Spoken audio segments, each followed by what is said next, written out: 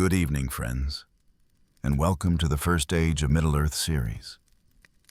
Tonight, we return to the very beginning, to the moment before time began to flow and before the world took shape. Imagine beyond the endless void, there was no light, no darkness, only pure thought and infinite possibility. Together, we will listen to the great music that created the universe and witness how those divine beings wove the melodies in their hearts into stars, mountains, and seas. So, before you get comfortable, take a moment to like the video and subscribe, but only if you genuinely enjoy what I do here. Also, please let me know in the comments what city you're in and what time it is there, so I know which corner of the earth my voice is keeping company with. Now dim the lights, maybe turn on a fan for that soft background hum, and let's ease into tonight's journey together. Before the beginning of all things, before time became a measurable scale, before any material form coalesced, there existed a supreme being. In the language of the world that would later be created, Arda, he was called Iluvatar. However, his most ancient and original name is Eru, a word in the Elvish language of Quenya, meaning the one, or he that is alone. This name profoundly reveals his essence. He is self-existing, without beginning or end, the sole ultimate source of all things. He dwells in the timeless halls, a realm beyond the created universe, where there is no passage of time, only the pure, eternal is. Another of Iluvatar's names reveals his relationship with the creation to come. The word Iluvatar is composed of two parts. Iluve, meaning all the universe, and Atar, meaning father. Thus, Iluvatar means father of all.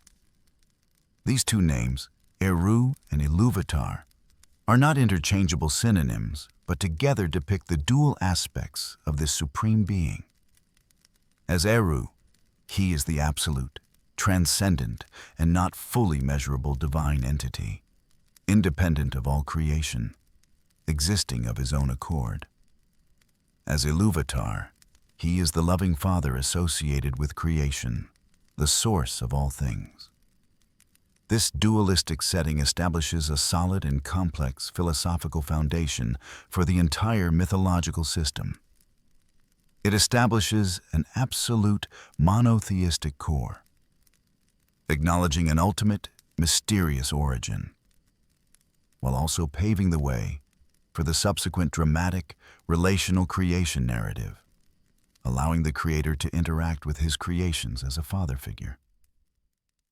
In the eternal solitude, Eru Iluvatar's first creative act originated from his own thought. He conceived of a group of divine beings known as the Ainur, meaning the Holy Ones. They are the offspring of his thought, and they were with him before anything else was made. This description has profound ontological significance. The Ainur were not fashioned from external materials like the later physical world. They came directly from the Creator's mind as personifications and individualizations of his thought. This makes the Ainur fundamentally different in their level of existence from all subsequent creations. They are more like angelic beings, extensions and embodiments of the divine will. However, this method of creation, originating from a single thought, also introduced a key setting. Each of the Ainur, at the very beginning, comprehended only that part of the mind of Iluvatar from which he came. This means that no single Ainu could fully grasp Iluvatar's complete design. Each Ainu was a unique perspective, an embodiment of a specific theme within the divine thought. For example, the powers of the Valar, the great Ainur who would later enter the world and become its masters, reflected this. Ulmo represented Iluvatar's thought on water. Oli represented the thought on substance and craft, and Manwe represented the thought on air and authority. This setup ingeniously resolves the transition from a single, omnipotent creator to a pantheon of diverse functions and distinct personalities. These deities do not exist independently, but are different facets of the same higher will. Their very existence constitutes a magnificent map of the divine mind, composed of countless individual concepts. This bears a striking resemblance to the philosophical ideas of Neoplatonism in the real world, which posits that the material world is an imperfect projection of a higher world of ideas, world of forms, and that every specific thing originates from an eternal, perfect ideal prototype. The Ainur, in a sense, are these living, self-aware ideal prototypes. Iluvatar bestowed upon these offspring of his thought a special gift, a core element that defined their existence and abilities. He kindled them with a power called the flame imperishable, or the secret fire. This was no mortal fire, but a metaphysical principle of creation, the core force that gives things true being and independent life. It is the creative power unique to Iluvatar, the fundamental line that separates creation from making. The nature of this flame is key to the metaphysics of the entire Middle-earth. Later, the most powerful of the Ainur, Melkor, driven by pride, desired to create things entirely of his own. He had gone often alone into the void places seeking the imperishable flame, for he was eager to fill what he saw as the emptiness of the void with his own creations, desiring the power to give being to his own thoughts. However, his search was doomed to fail, as the text explicitly states. Yet he found not the fire, for it is with Iluvatar. Melkor's failure reveals a fundamental truth. The power of creation, the ability to grant true, independent life, SEA, is not a tool that can be found, learned, or seized. It is part of the Creator's essence, inseparable from Iluvatar himself. Therefore, Melkor and his later followers, like Sauron, despite their great power, could never create new, souled beings. All they could do was twist, corrupt, and mock Iluvatar's existing creations. Orcs were not created, but were the descendants of cruelly twisted and enslaved elves. Trolls were but a crude imitation of Ents. They were makers, not creators, and their works were mere blasphemies against existing life. Empty puppets whose power came from the evil will of their master, not from an inner fire of life. In later interpretations, this imperishable flame is often seen as echoing the concept of the Holy Spirit in Christian theology, representing God's creative activity, the breath that gives life. At the same time, it also symbolizes the mystery of authorship, where the author is both external to and immanent in their work, the ultimate source of its vitality. When Iluvatar was finally to turn the world from vision into reality, what he did was send in the flame imperishable to be as a heart to the world, causing it to truly be. Thus, the flame imperishable forms the cornerstone of Middle-earth's ontology.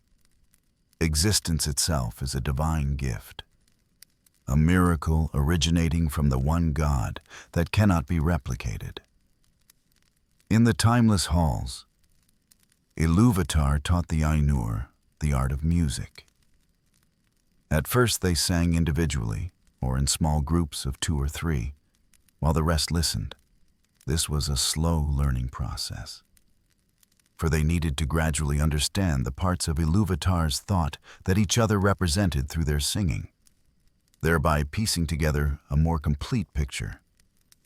As the story describes, in the beginning, Eru, the One, who in the Elvish tongue is named Ilúvatar, made the Ainur of his thought, and they made a great music before him.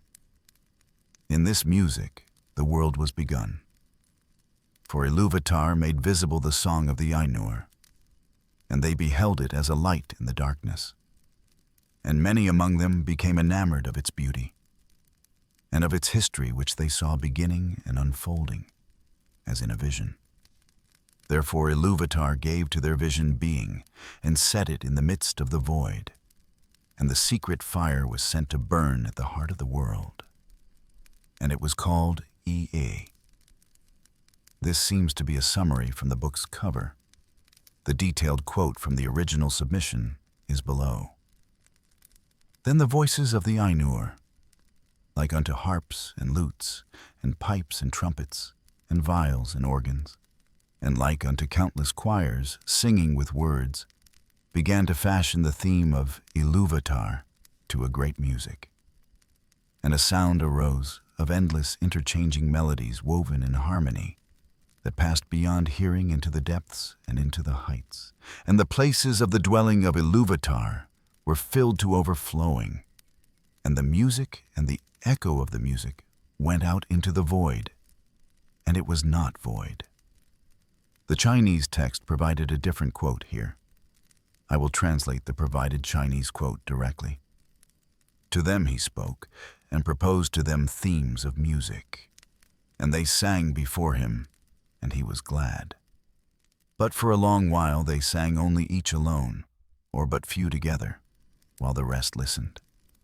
For each comprehended only that part of the mind of Ilúvatar from which he came, and in the understanding of their brethren they grew but slowly.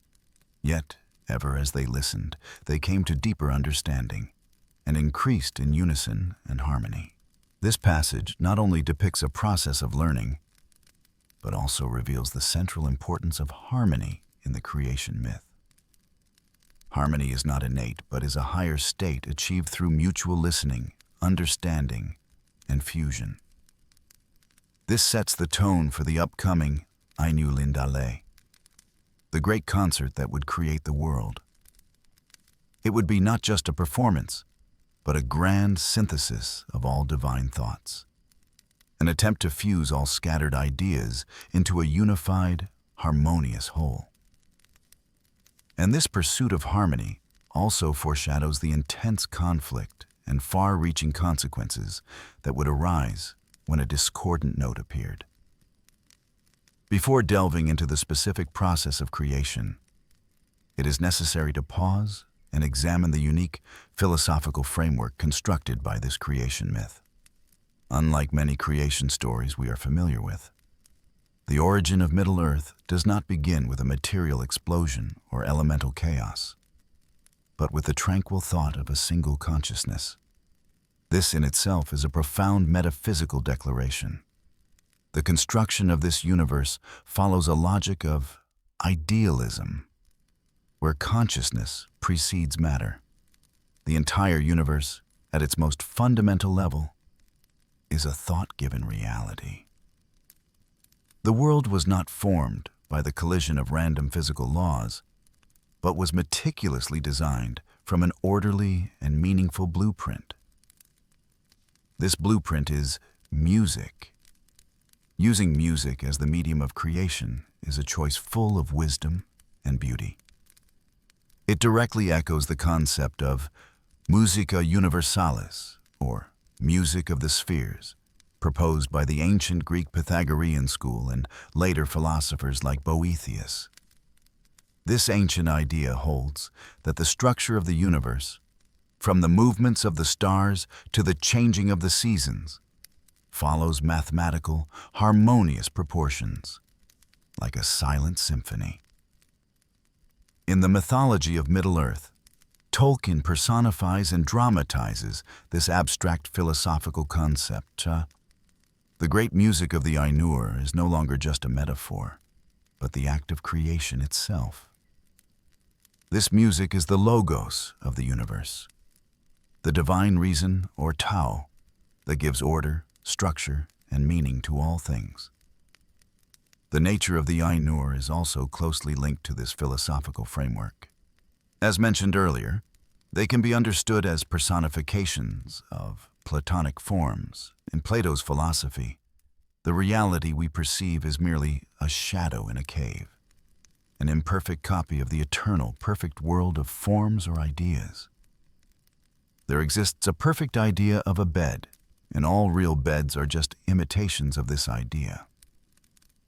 Similarly, in Tolkien's universe, there exists a perfect divine idea of water, and the personification of this idea is Ulmo. All the oceans, rivers, and lakes in the real world are imperfect manifestations of this idea on the material plane. This explains why the narrative of the Silmarillion is always permeated with a sense of nostalgia and longing for a lost, greater perfection. Because this created world, from its very inception, was destined to be an echo of a higher, more perfect music. Therefore, at the end of the first chapter, what we see is a tripartite foundation for creation, the one creator, Eru Ilúvatar, the ultimate source of all things and the giver of being, the divine ideas, Ainur, the personification of the creator's thought, the living embodiments of the various themes and concepts that make up the universe, the medium of creation, music and the imperishable flame, music as the blueprint and order for the world, and the imperishable flame as the divine power that transforms this blueprint from potential to reality. This framework not only provides the stage for the story to come, but is the core of the story itself. The history of the world is defined from the very beginning as an eternal struggle between harmony and discord, between faithfulness to the original music and attempts to alter it. And the first note of this struggle is about to be played in the timeless halls. When the Ainur, through listening to one another, had achieved a deeper understanding of Ilúvatar's thought and reached an unprecedented level of harmony, the moment of creation finally arrived. Ilúvatar gathered all the Ainur together and declared to them a mighty theme, far grander and more wonderful than any before. The beginning of this theme was filled with glory, and the splendor of its end so amazed the Ainur that they bowed before Ilúvatar in awe and fell silent. Then Ilúvatar gave his command, a command that was both the overture to creation and contained the seed of free will.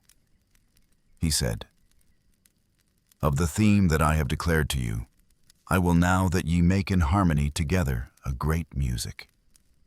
And since I have kindled you with the flame imperishable, ye shall show forth your powers in adorning this theme, each with his own thoughts and devices, if he will.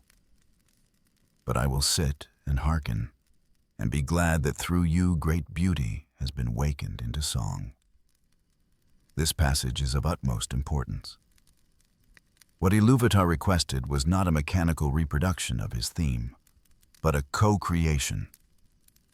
The words, "if he will," are a divine permission, a clear authorization granting the Ainur the free will to participate in creation.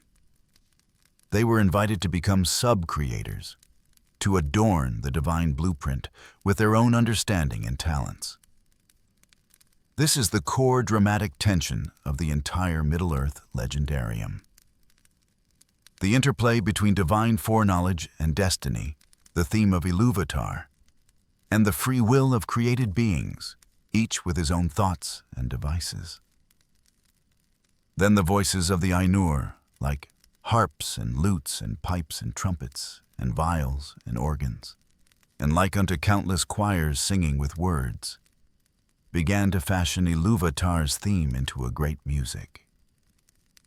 The sound was composed of countless interwoven melodies, harmoniously blended, its resonance surpassing the bounds of hearing to reach depths and heights. Ilúvatar's halls were filled with this music, and its echo overflowed even into the void, so that the void was no longer void. This was the greatest music the Ainur had ever made, a perfect, untainted overture of creation. It represented the potential of Arda unmarred, the perfect world that was meant to be. However, it was in the midst of this perfect harmony that the first discordant note quietly arose. Its source was Melkor. Of all the Ainur, Melkor was the mightiest among them. Ilúvatar had given him immense gifts and powers beyond compare to any other Ainu. He had a share in the gifts of all his brethren. Yet, it was this very power that bred unparalleled pride. As mentioned before, he longed to create things entirely of his own. To impose his will over that of Ilúvatar he could not bear, to be merely a musician in the orchestra, adorning another's theme. He wanted to be the composer, the conductor. The essence of this pride is a twisted creative impulse. Melkor's fall did not begin with a desire for pure evil or destruction, but from the ultimate arrogance of an artist. He believed his own conception was better than the creator's, and he wanted to drown out the divine theme with his own voice.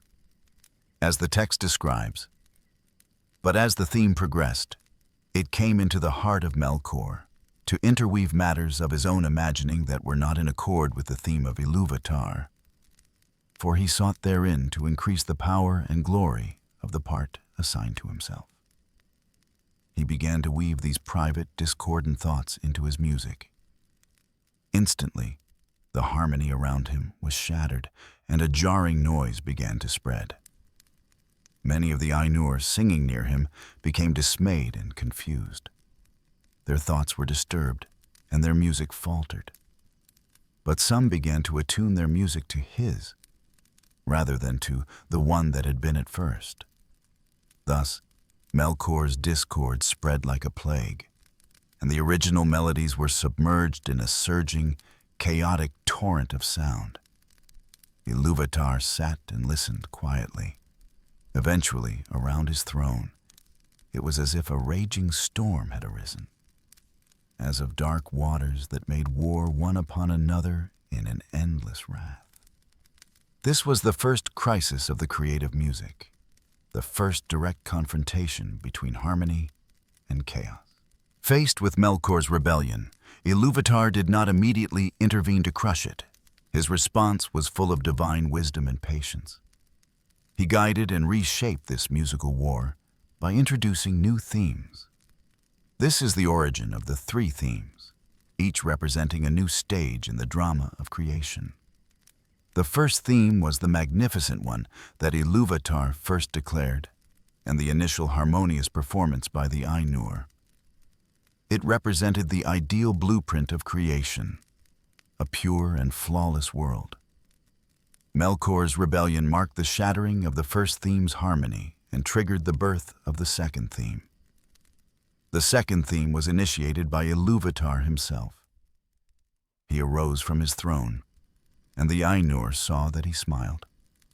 He raised his left hand, and a new theme began amid the chaos. This new theme seemed at first akin to the former, and yet it was unlike, and it gathered new power and beauty. This represented the first direct response to evil.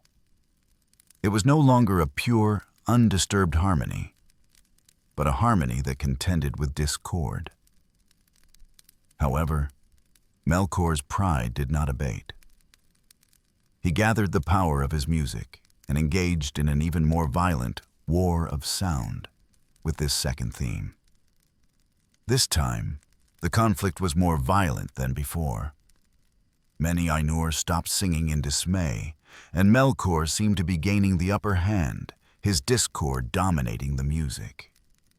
Then Ilúvatar arose again. This time, the Ainur saw that his countenance was stern. He raised his right hand, and the third theme began. This theme was utterly different from the first two. It was deep and wide and beautiful, but slow and blended with an immeasurable sorrow, from which its beauty chiefly came. This was a crucial turning point. Ilúvatar's response was no longer a simple confrontation of power, but the introduction of a new dimension, sorrow and pity. It was in this third theme, full of sorrowful beauty, that the theme of the children of Ilúvatar, that is, elves and men, was introduced. Their fate, from the very beginning, was intertwined with this beauty forged in suffering.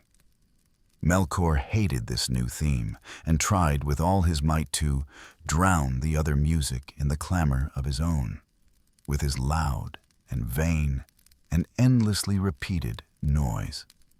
Yet, a miracle occurred. The third theme was not overwhelmed. Instead, it demonstrated an incredible capacity for tolerance and transformation. And it seemed at last that there were two musics progressing at one time before the seat of Ilúvatar, and they were utterly at variance. But the theme of Ilúvatar was woven into the music of Melkor, and its own beauty was shown to be the more profound for the discord.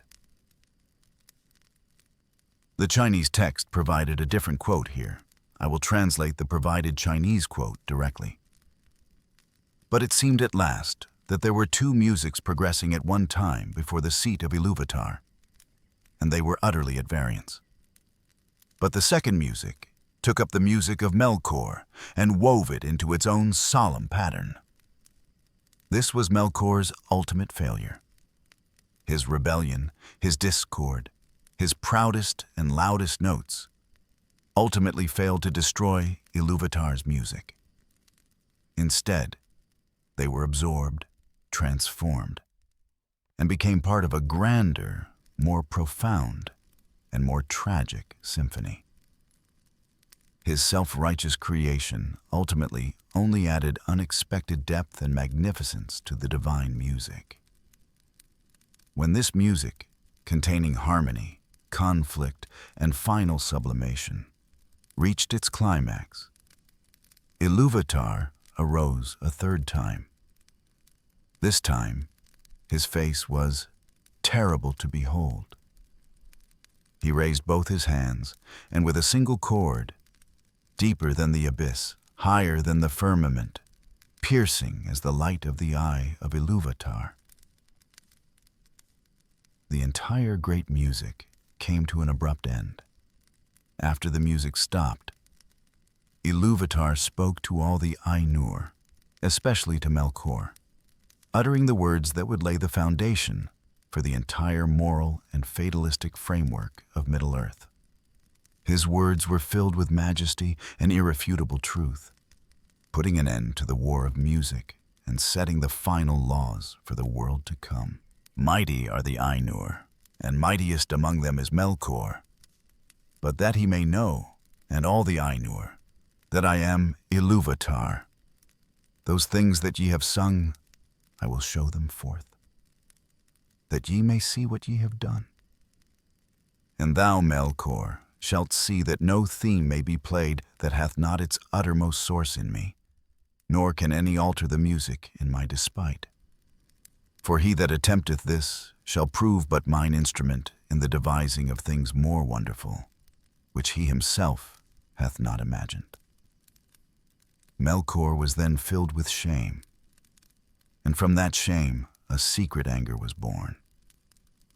He and the other Ainur could not yet fully comprehend the depth of these words, but they became the key to interpreting all future history. This is not just a story about a musical conflict.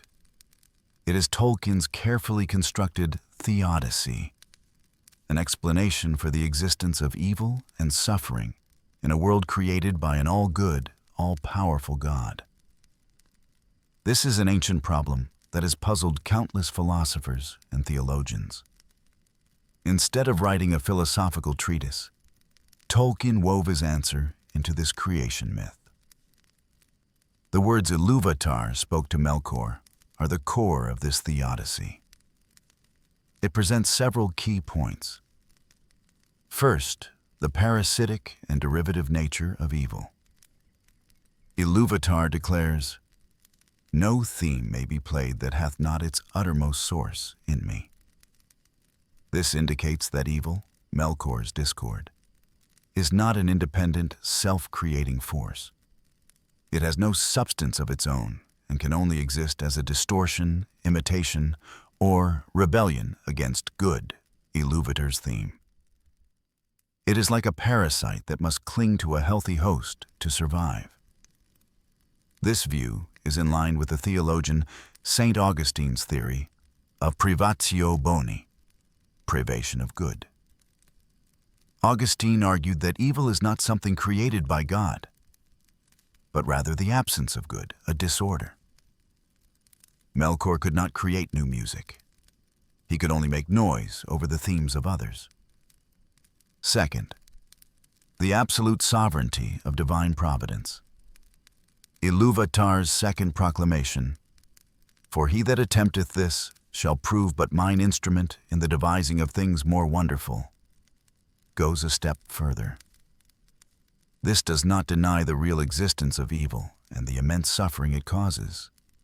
On the contrary, it acknowledges the existence of evil, but at the same time declares that on a higher level, beyond mortal comprehension, divine providence is so absolute that it can even turn rebellion and sin itself into an instrument for achieving a grander, more wonderful plan.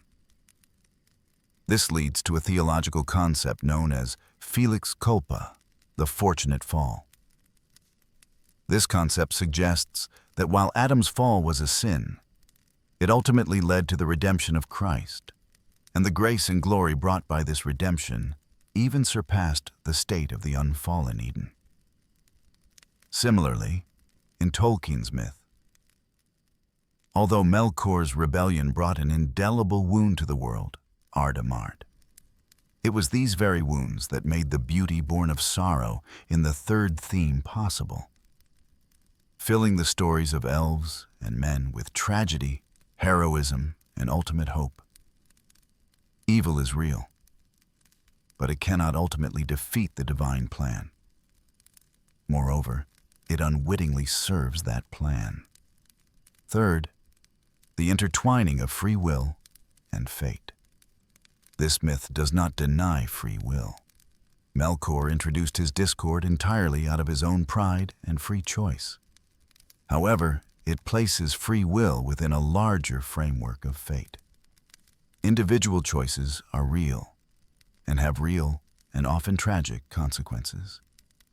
But the sum of all these choices will ultimately be woven into Iluvatar's grand narrative.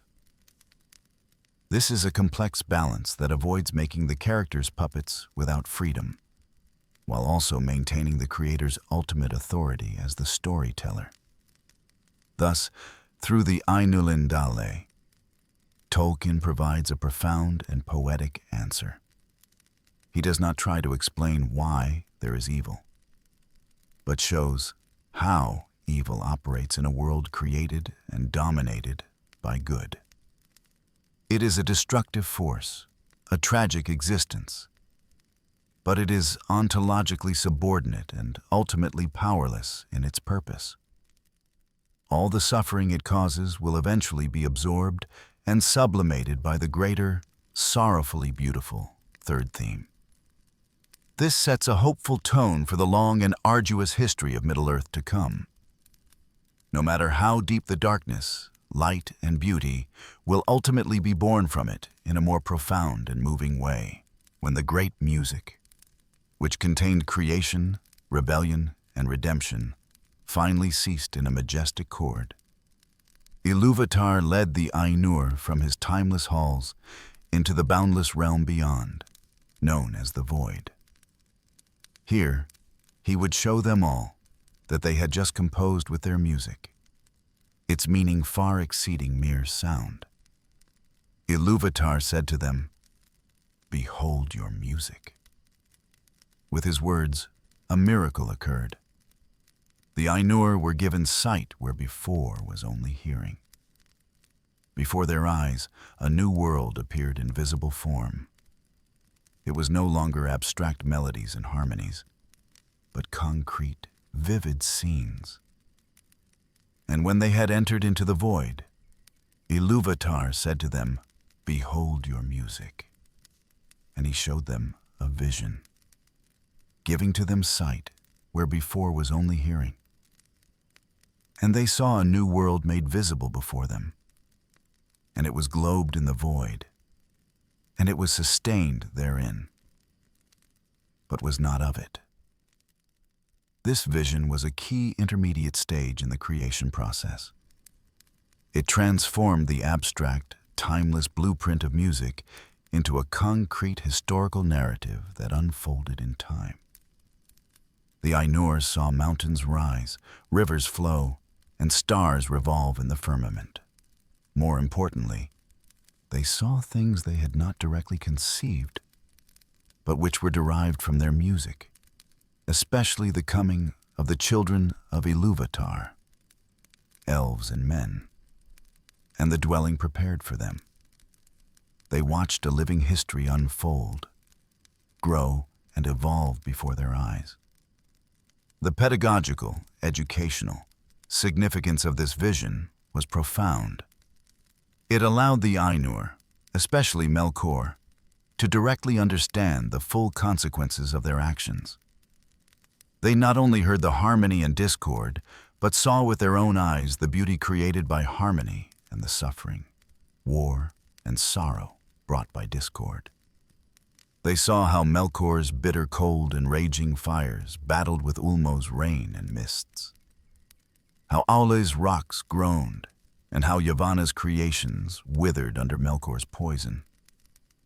However, they also saw the power of the third theme, the awakening of the elves, the hope of men, and the more resilient and profound beauty born from sorrow. It was this sight, containing all glory and grief, that ignited a deep love for this world in the hearts of the Ainur, and made them long to turn this vision into true reality. Before delving into the final steps of creation, it is essential to understand the metaphysical context of this vision, namely the relationship between Ea and the void. The world in the vision was globed in the void, but was not of it.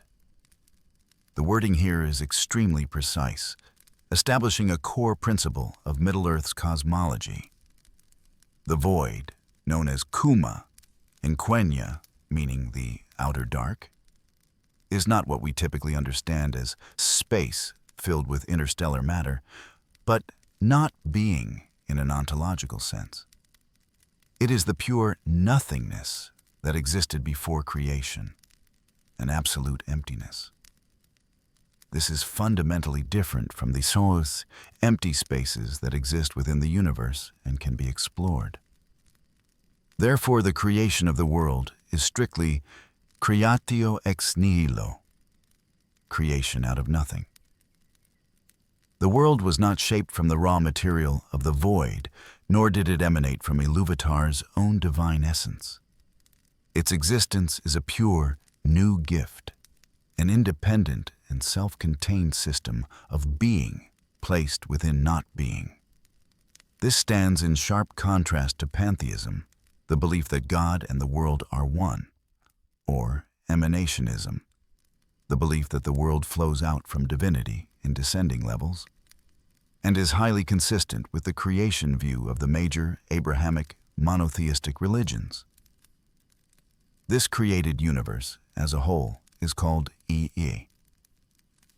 The word comes from the imperative mood of the Quenya verb to be, and its literal meaning is let it be, or may it be. Thus, the name of the universe itself is a perpetually effective creative decree, an eternal declaration of its state of existence. It constantly reminds us that the most fundamental property of this universe is that it is, and this being itself is the direct product of divine will. As the Ainur were immersed in gazing at the vision, the scene was suddenly withdrawn, and they were left in darkness. This made them experience darkness for the first time, a concept they had previously known only in thought.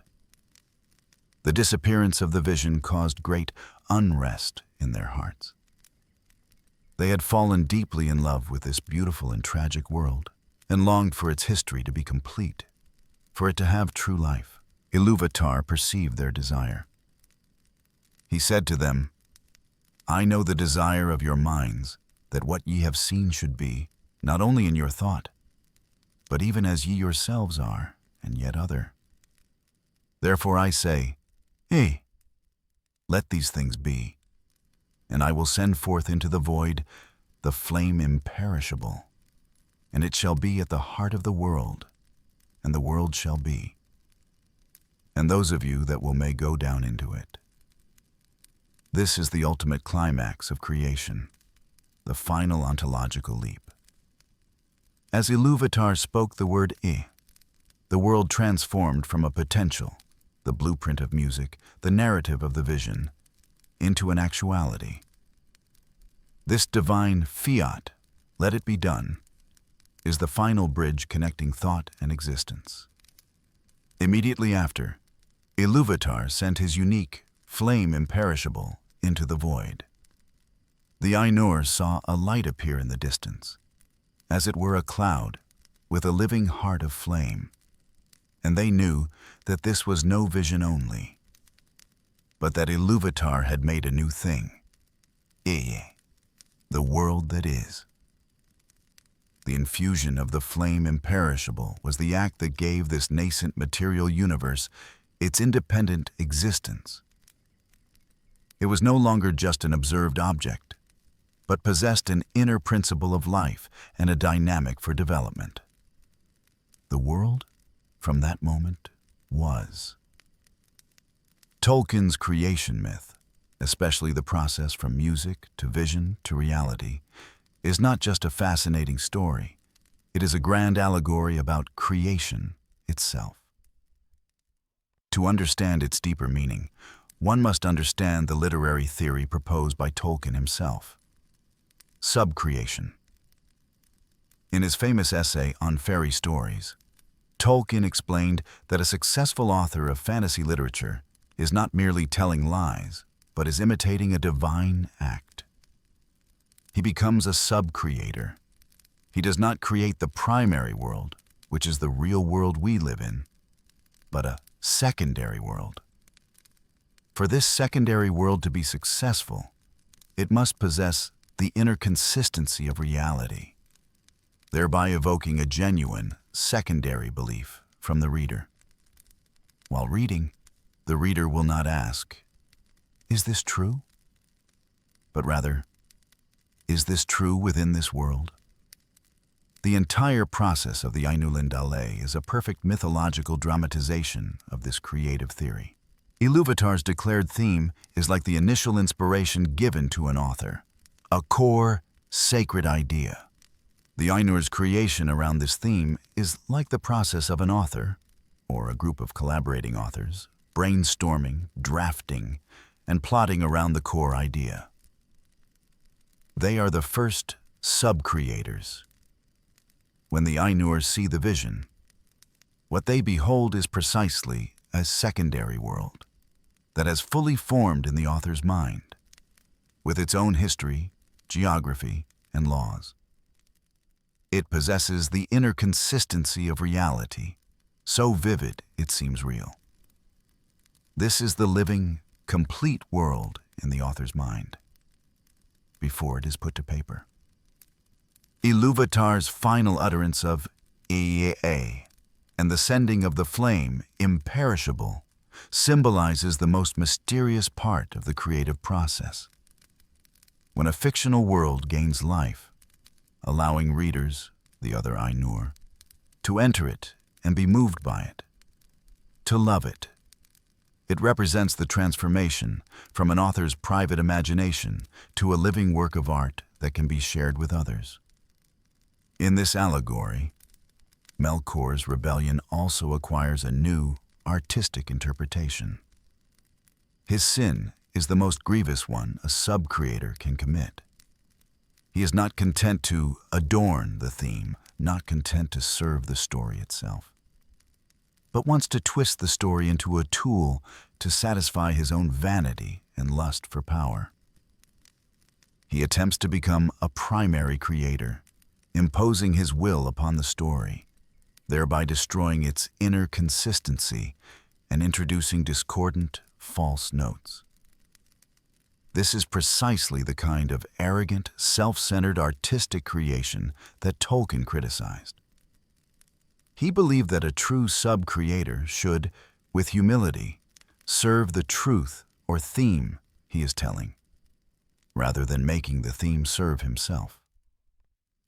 Therefore, the Ainulindale is not only the creation myth of Middle-earth, but also Tolkien's own myth of creation. Through this story, he provides a theological and philosophical defense for his lifelong work of myth-making. He tells us that creating a convincing fantasy world is not an escape from reality, but the highest imitation of the divine act of creation. An act that may actually assist in the effoliation and multiple enrichment of creation.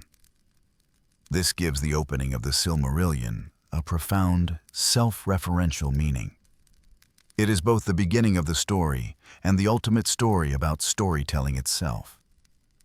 When Ilúvatar, with the word Ea and the flame imperishable, turned the vision into reality, a new, real world was born in the void. At this point, Ilúvatar offered the Ainur a choice. They could remain with him in the timeless halls, or they could choose to enter this new world to labor with their own hands and make real all that they had seen in the music and the vision. Many of the Ainur, especially the most powerful among them, chose the latter because they deeply loved the children of Ilúvatar they had foreseen and wished to participate in the magnificent work of shaping the world. These great Ainur who chose to enter Arda, that is, Earth, were henceforth known by a new name, the Valar, meaning the powers, or the powers of the world, in Quenya. Their descent was an act of profound self-limitation and devotion. They gave up their formless, timeless, and spaceless freedom in the timeless halls to bind their own power and fate to this created world. As the ancient legends say, they are the life of the world, and the world is their life. And they cannot leave it until the world's end. This was not a promotion, but a heavy mission, a voluntary exile undertaken for love, with the purpose of guarding and guiding this world that had been marred by Melkor's discord. As spirits by nature, the Valar had no fixed physical form. But because they entered the world out of love for the children of Ilúvatar, they often clothed themselves in forms as their raiment or vesture. These forms were usually similar to the elves and men they had seen in the vision, only more majestic and radiant. They chose to appear in male or female forms, but this was not determined by choice, but was an expression of their inherent nature from the beginning. The forms wherewith the Great Ones array themselves are not always like to the kings and queens of the children of Ilúvatar, for at times they may clothe themselves in their own thought, made visible in forms of majesty and dread. After Melkor was excluded, the number of Valar was 14, divided into 7 lords of the Valar and 7 queens of the Valar, the latter also called the Valir. The names they used in Valinor were more titles than their true names, which were never recorded. Below are descriptions of these 14 world rulers, who together formed the divine ruling class of Arda. The king and queen of Arda, at the pinnacle of all the Valar, is Manwe Sulimo, whose title means Lord of the Breath of Arda. He is the king of the Valar and the highest ruler of all Arda, whom Ilúvatar considered closest to his own thought. His domain is the sky, the winds, and the clouds. He dwells on the summit of Tanicatil, the highest mountain in the world, and from his domed hall of Ilmarin, his gaze can pierce the sea to behold all that happens in Middle-earth. His thoughts take the form of great eagles, who serve as his messengers and eyes. Manwe's spouse is Varda Elentari, the Star Queen. Of all the Valar, she is the most loved and revered by the elves, for it was she who kindled the stars at the beginning of the world, and just before the awakening of the elves, used the dew from the 2 trees of Valinor to create even brighter constellations as a light to welcome them. In the darkness, the elves first saw her starlight, and so they call her Elbereth Gilthanil, meaning star kindler. Her light is the source of Melkor's deepest fear and hatred, for she had rejected him at the beginning of all things. The shapers of the physical world. All is the craftsman among the Valar, the master of all substances of the earth, such as metals and gems. His skill is unmatched. The shaping of the lands and mountains was his work. He loves creation and craftsmanship and delights in teaching knowledge. However, he lacked patience and was eager to see his works, which led him to secretly create the 7 fathers of the dwarves before the awakening of the elves. Although not done with malicious intent, this act violated Ilúvatar's plan. When he was about to destroy his creations in remorse, Ilúvatar instead gave the dwarves true life and accepted them as his adopted children. Ali's spouse is Yavanna Kementari, the giver of fruits. Her domain is all things that grow upon the earth, the Olvar, including flowers, grasses, and trees. Her work is closely linked to Aules. Aul shapes the land, and Yavanna covers it with green and life. Later, it was she who brought forth the 2 trees of Valinor with her song. When she learned that the dwarves created by Aule would fell trees, she was troubled in her heart and, in a discourse with Manwe, brought about the creation of the Ents, the shepherds of the trees, to protect the forests. The masters of spirits and fates. The Feanturi Namo and Ermo are brothers, collectively known as the Feanturi, meaning masters of spirits. Namo is better known as Mandos, a name derived from the halls where he dwells in the west of Valinor. He is the judge and doomsman of fate, the keeper of the spirits of the dead. The spirits of all elves who die in Arda come to his halls to wait. Mandos is stern and impassive, never forgetting anything. The doom he pronounces is not of his personal will, but is an interpretation of Ilúvatar's law. His prophecy of the North, proclaimed upon the departure of the Noldor, is one of the most tragic fates of the First Age. Mandos's spouse is Vaire, the weaver. She weaves all things that have ever been in time into her ever-lengthening tapestries, which adorn the halls of Mandos. Irmo, usually called Lorien, is also named after his dwelling, the Gardens of Dream and Tranquility. He is the master of visions and dreams. His gardens are the most beautiful place in the world, a haven for the weary to rest. Lorien's spouse is Este, the gentle. She is the goddess of healing wounds and weariness. Her gifts are sleep and tranquility. The sister of the Feanturi is Nienna. She is a solitary goddess, not wedded to any Vala. She dwells at the westernmost edge of the world, mourning for the wounds of Arda. Her tears are not a symbol of weakness, but are filled with pity and wisdom. She turns grief into strength and mourning into hope. It is said that Gandalf, the wizard later sent to Middle-earth, learned pity and patience from her. the embodiments of strength and joy. Tulkas Astaldo, the valiant, is the warrior among the valor.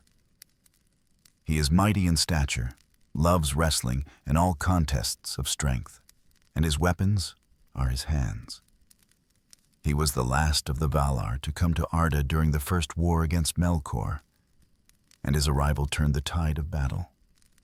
His great laughter terrified Melkor. He is high-spirited, tireless, but sometimes lacks foresight. Tulkas' spouse is Nessa, the dancer. She is renowned for her swiftness, loves to run with the deer, and dances on the evergreen lawns of Valinor. Orome is the great hunter.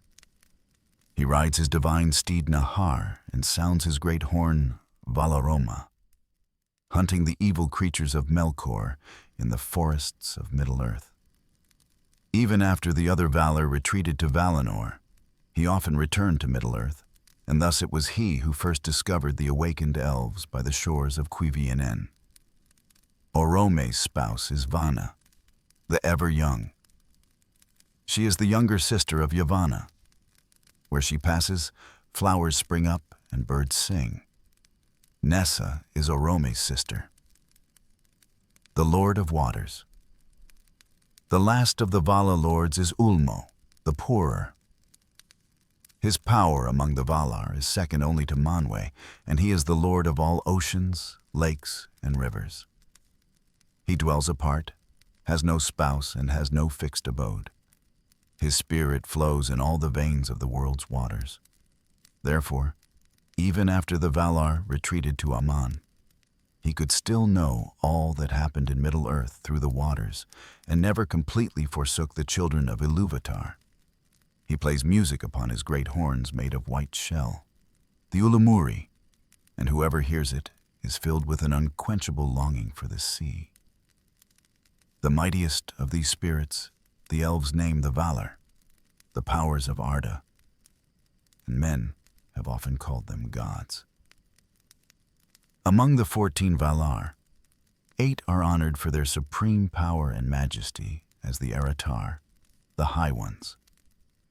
They are Manwë, Varda, Ulmo, Yavanna, Auli, Mandos, Nienna, and Orome. Although Manwë is their king, the 8 Aratar are considered equal in status, and their majesty far surpasses that of the other Valar. In the beginning, the Valar were 9, but 1 was removed from their number, and 8 remain. The Aratar, the High Ones of Arda. The Chinese text provided a different quote here. I will translate the provided Chinese quote directly. Of the Valar, there were 9 of chief power and reverence, but 1 was removed from their number, and there remain 8. The Aratar, the High Ones of Arda. This quote reveals an important fact. The Aratar were originally 9, and the 9th was undoubtedly Melkor.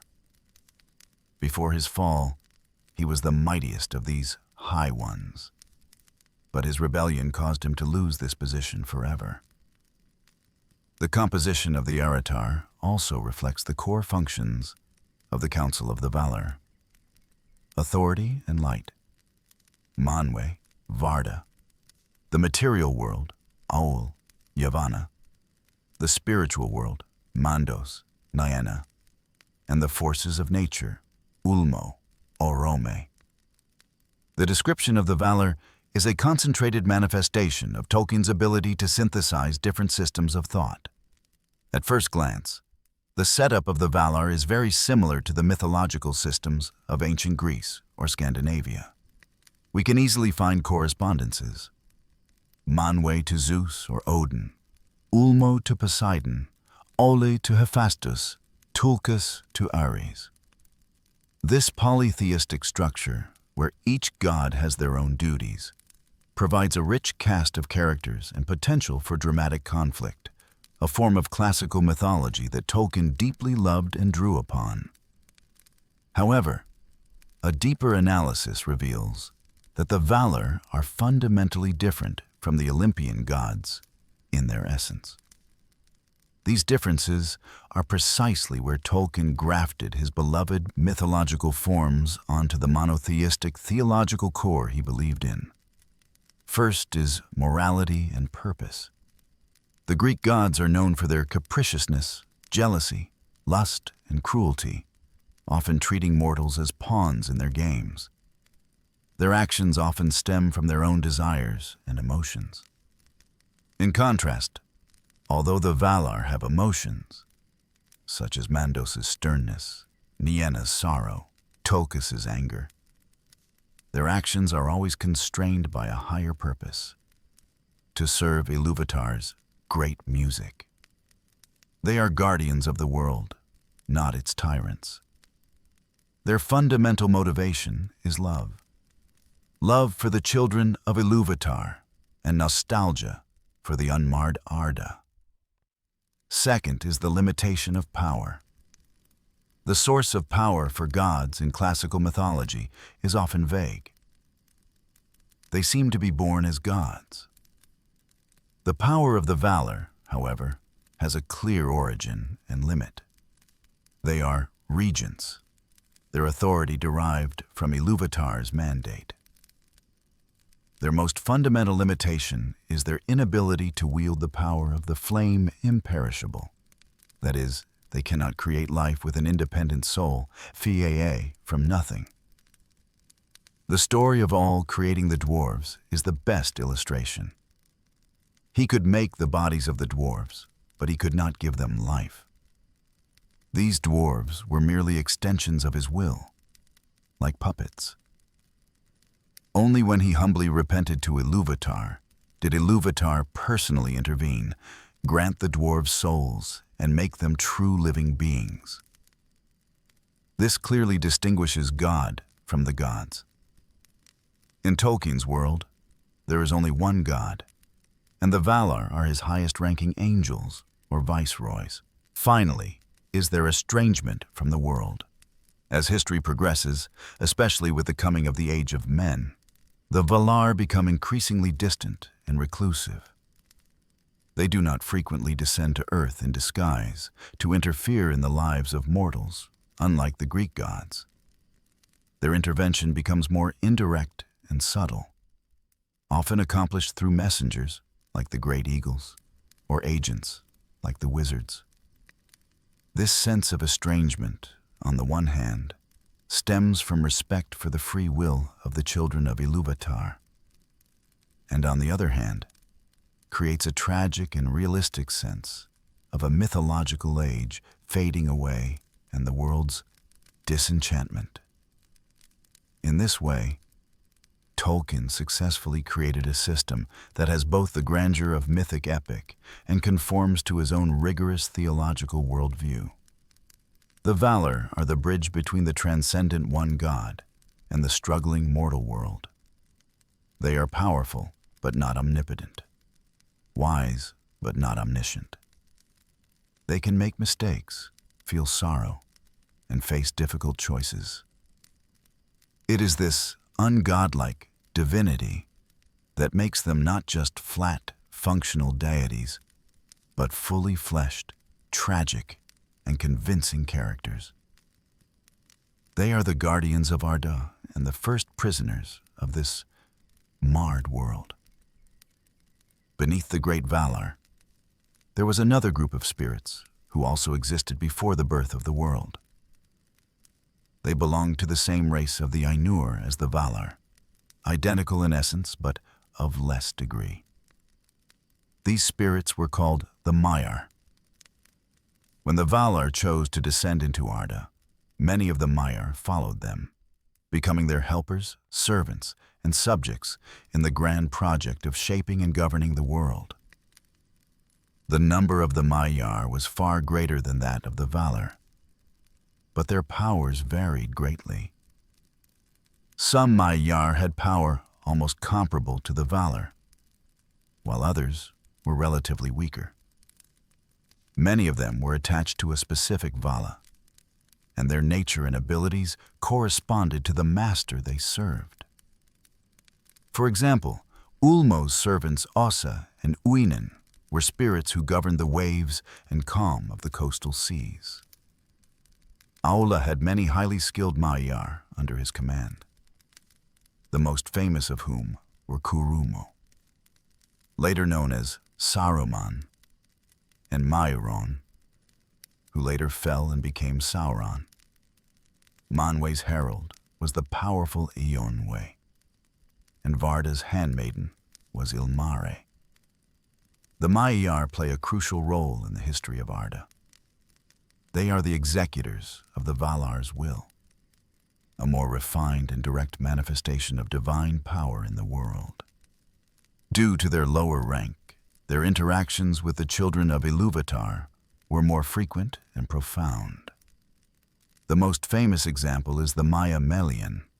She was once a handmaiden to Lorien and Este, and later entered Middle-earth, where she fell in love with and married the elven king Eleuthingol.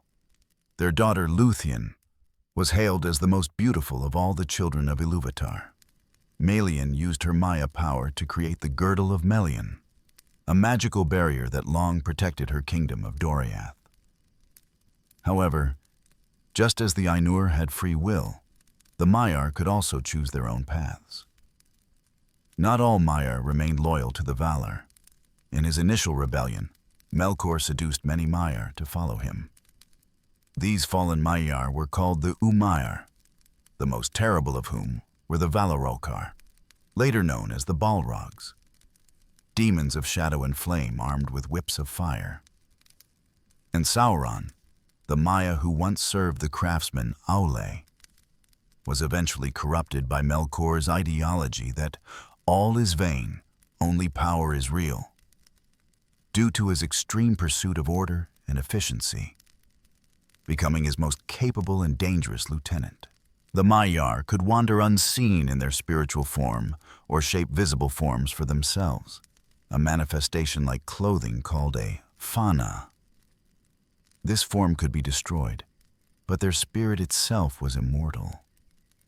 However, in the Third Age, the 5 Maiar sent to Middle-earth to counter Sauron, the Istari or wizards, were given real human bodies, a deeper bondage that made them feel fatigue, pain, and even truly die.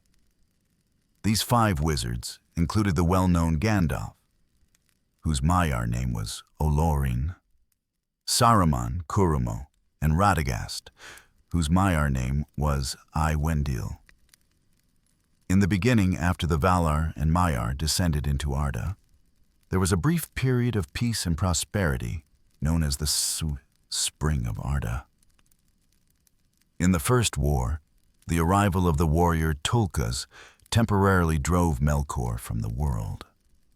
Thus, the Valar could carry out their creations in peace. Ola forged 2 great lamps to illuminate the whole of Middle-earth.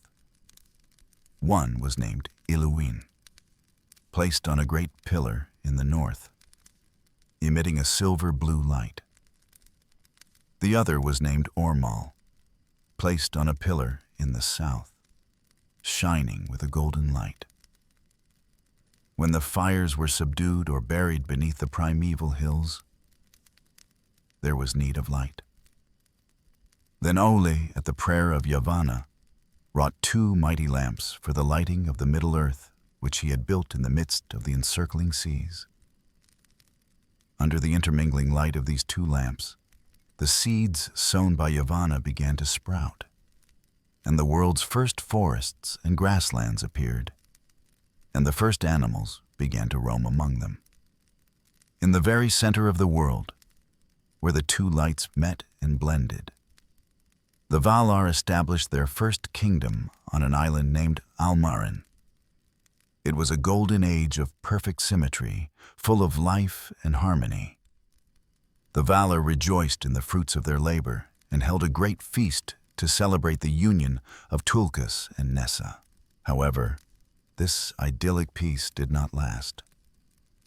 While the Valar rested on the Isle of Almarin, enjoying the beauty they had created, Melkor was secretly amassing his resentment and power. He secretly returned to Arda, sneaking into the far north, where the blue light of Iluin grew dim and cold, and darkness shrouded the land. With his evil followers, he delved his first, largest, and most terrible fortress beneath the Iron Mountains. Utumno, which means the deep. Utumno was a vast fortress deep underground, filled with fire, ice, and endless darkness. Melkor gathered all his evil servants here, including the Balrogs. From this fortress, he began to spread his malice like a poison, corrupting the spring of Arda. Wherever he went, clear rivers were choked with sludge and weeds, becoming swamps that reeked of poison. Beautiful plants sickened and rotted. Forests became dark and dangerous, and animals were twisted by him into bloodthirsty monsters with horns and fangs. In that dark time, Melkor bred many other monsters of divers shapes and kinds that long troubled the world, and his realm spread ever southward over Middle-earth. More evilly, it is said that it was in the deep pits of Utumno that Melkor, with slow and cruel arts, corrupted and enslaved the earliest awakened elves he had captured, eventually breeding the hideous race of orcs as the most malicious mockery of the children of Ilúvatar. When the Valar finally realized Melkor's return and the plague he was spreading, they began to search for his hiding place. But Melkor was already prepared. Before he was discovered, he launched a deadly assault, the most catastrophic event in the First War of Arda, the War of the Lamps. Melkor gathered all the forces of Utumno and attacked the great pillars that supported the two lamps. He succeeded in overthrowing the pillars, and Iluin and Ormal fell from the sky and were utterly destroyed. The consequences of this disaster were devastating. The fire pouring from the broken lamps swept across the earth, causing massive earthquakes and tsunamis. The land was broken, the seas roared, and the entire geography of the world was changed forever. The shape of Arda and the symmetry of its waters and its lands was marred in that time, so that the first designs of the Valar were never after restored. The spring of Arda thus came to an end. The once perfectly symmetrical continent was torn apart, forming what we later know as Aman, Middle-earth, and the unexplored lands of the East. The Valar's first home on the Isle of Almarin was completely destroyed in this great upheaval. Faced with such immense destruction, the Valar's power was spent trying to restrain the tumults of the world, to prevent it from completely falling apart. So they were unable to launch an assault on Melkor in Utumno. Helpless, they made a painful decision: to abandon Middle-earth and migrate west to the newly formed continent of Aman. There they established their second kingdom, Valinor, and separated themselves from the outer world with the Pelori Mountains. Middle-earth, however, was abandoned to endless darkness, falling under the dominion of Melkor. The events described in this section establish a core, through-line theme for the entire history of Middle-earth. The concept of Arda Mard, the defiled Ardada. The War of the Lamps was not just a military defeat. It was an ontological fall. If Melkor's discord in the music was a spiritual fall, then the destruction of the lamps was the physical manifestation of that spiritual fall. It left an indelible scar on the world. From then on, Arda was no longer the perfect, harmonious embodiment of the first theme, but the real version of the complex symphony that mixed all three themes, full of conflict, sorrow, and imperfect notes. This concept of marring is key to understanding Tolkien's worldview. It means that evil does not just exist in certain individuals, like Melkor or Sauron, or places like Utumno or Mordor, but has seeped into the very foundations of the world. It is a systemic, pervasive flaw. The land, plants, animals, and even the later awakened elves and men are inevitably affected by this marring. As the wise would later say, even the elves, they came into an Arda that was marred, and it was their fate to endure this marring. This directly leads to another famous theme in Tolkien's works: decline and fall. After the destruction of the lamps, the Valar created the two trees in Valinor, whose light, though sacred, could only illuminate Aman, leaving Middle-earth in a long darkness. The two trees were later destroyed by Melkor and Ungoliant. After that, Feanor created the Silmarils to preserve the light of the trees.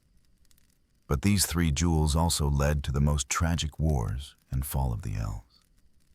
Later still, the rising of the sun and moon brought light to the world.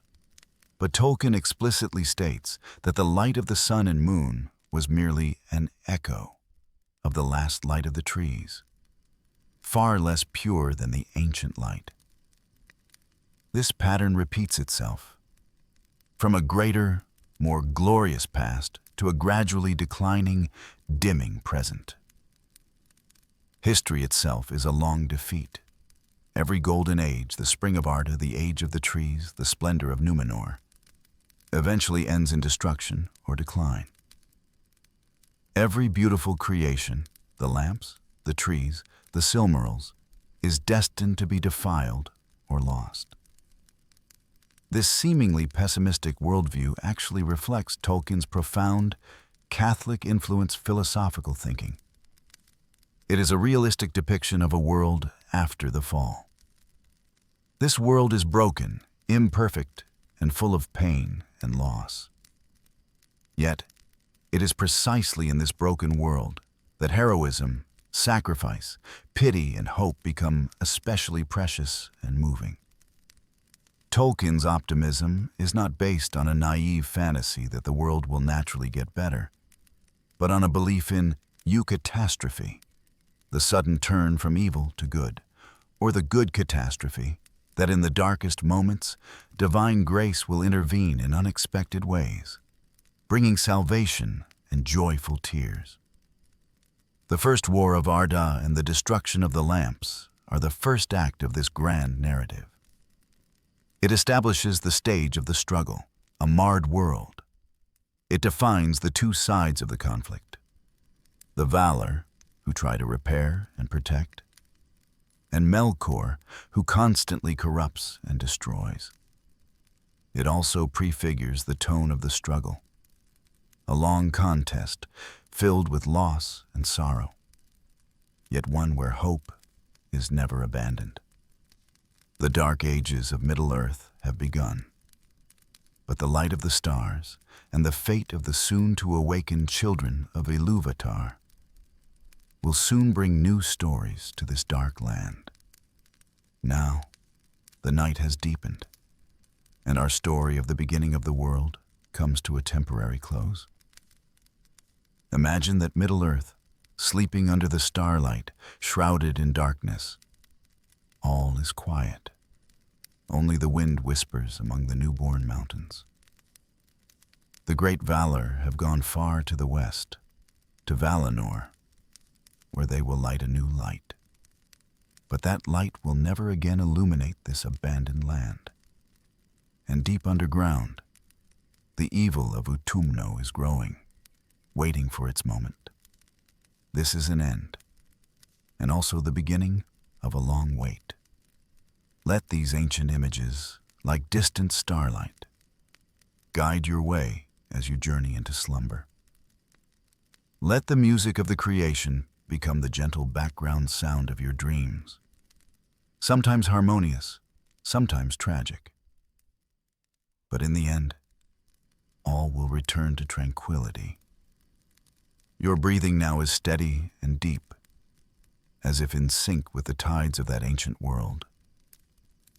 Your thoughts gradually drift away, merging into that timeless hall without time or turmoil. There, all wounds will be healed, and all sorrows will turn into deeper wisdom. Sleep well, my friend, and let tonight's story be your cradle for a peaceful rest.